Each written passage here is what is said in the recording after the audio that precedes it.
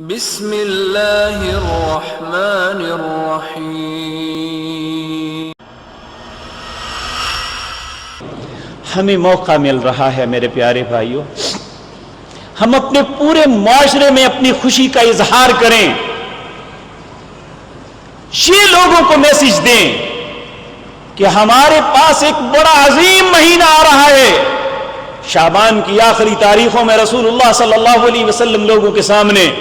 آپ نے فرمایا ایھا الناس،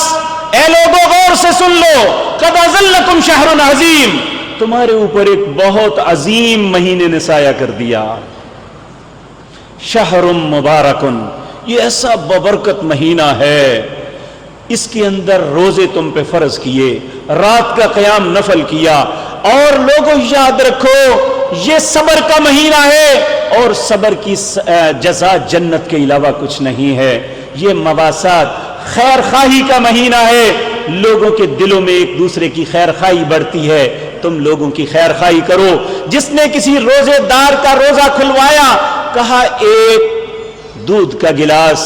اگر وہ بھی نہیں تو ایک کھجور، اگر وہ بھی نہیں تو ایک گلاس پانی کا، جس نے یہ پلا دیا اللہ اس کو بھی اس کے روزے کے برابر اجر عطا فرما دیں گے۔ اور کہا جس نے کسی روزے دار کا پیٹ بھر کے کھانا کھلا دیا اللہ اسے جہنم سے آزاد کر دیں گے۔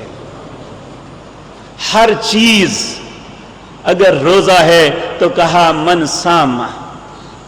جس نے روزہ رکھا فی رمضان ایمانا واحتسابا غفر له ما تقدم من ذنبی، جس نے ایک روزہ ایمان کی حالت میں اللہ سے اجر کی امید کے ساتھ رکھا اور اس روزے کے سارے معاملات کو صحیح ادا کیا، تو کہا غفر له ما تقدم من ذنبی، اللہ پوری زندگی کے گناہوں کو معاف کر دے گا۔ یہ سارے بونس مل رہے ہیں، تو کیا یہ ہمارے لیے خوشی کا باعث نہیں ہے کہ کتنی غلطیاں ہیں، کتنی خباثتیں ہیں جو ہم اپنے دامن میں لیے پھر رہے ہیں؟ اللہ یہ ساری دھونا چاہتا ہے، ہمیں معاف کرنا چاہتا ہے۔ کوئی ہے اللہ کے فرشتے کی پکار کو قبول کر لے، وَيَا بَاغِيَ الْخَيْرِ اقْبِلْ وَيَا بَاغِيَ الشَّرِّ اقْصِرْ، اے نیکی کا ارادہ کرنے والے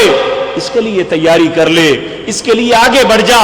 اور اے برائی کا ارادہ کرنے والے اب تو شرم حیا کر کے پیچھے ہٹ جا کہ اللہ کی شرم کر لوں، اس کی کائنات میں رہتے ہوئے، اس کا رزق کھاتے ہوئے میں اس کی نافرمانی کر کے کہاں جاؤں گا؟ نزل الفرقان على عبده ليكون للعالمين نذيرا